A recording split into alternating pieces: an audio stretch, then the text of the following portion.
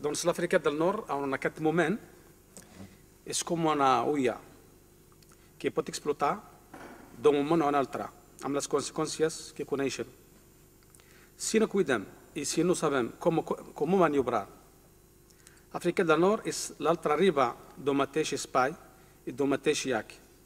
Tots aquests que tenen fam de llibertats ara comencen amb la sang i la dolor una nova descolonització, e això dels països del Sahel a l'Orient Mitjà a través d'Àfrica del Nord. La gran pregunta és com acabarà tot això. Anirem cap a una revolució democràtica o cap a un maquillatge democràtic?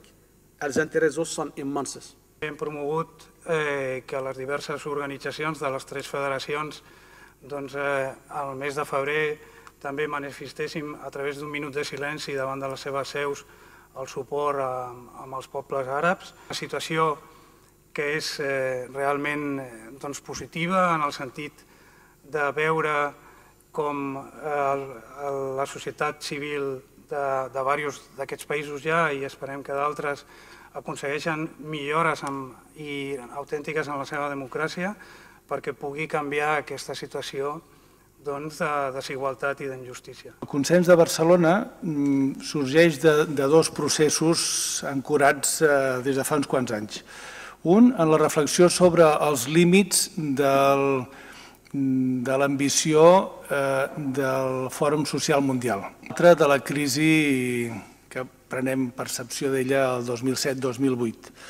Ens ha portat a plantejar 5 reptes que el fòrum no sigui només un conjunt d'esdeveniments, sinó un procés permanent. Un procés permanent per què? Per poder construir consensos sobre objectius compartits.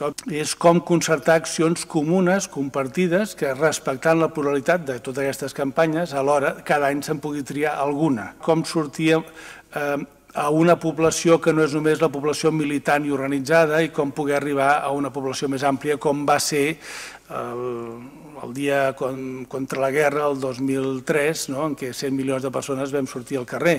Per últim, si el conjunt de percepcions de com no van les coses en el món la tenim clara i la crisi aquesta, que en diem crisi financera, global, de civilització del capitalisme, cadascú li posa els adjectius que vulgui, és cada vegada més forta, també és cert que continua havent-hi allò del Tina, de la Thatcher, no hi ha alternatives. I si no hi ha alternatives, doncs vol dir que hem de moure'ns més o menys dins de les noves receptes neoliberals que semblava que havien d'haver acabat i se'ns tornen a presentar. El centre està ubicat al Castell, és un programa de l'Ajuntament de Barcelona.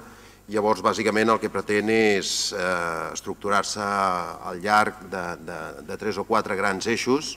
Un és el tema de la formació especialitzada, sobretot per tots aquells professionals que treballen en l'àmbit de l'acció humanitària. Convertir Montjuïc, convertir el Centre per la Pau en un espai de difusió i sensibilització en l'àmbit també de la construcció de la pau, de l'ajuda humanitària. En els 2 anys que portem, uns 420 participants de 83 països que han passat pel Castell en els cursos, amb més de 120 organitzacions, ONGs, agències bilaterals de governs que hi han participat, i altres activitats.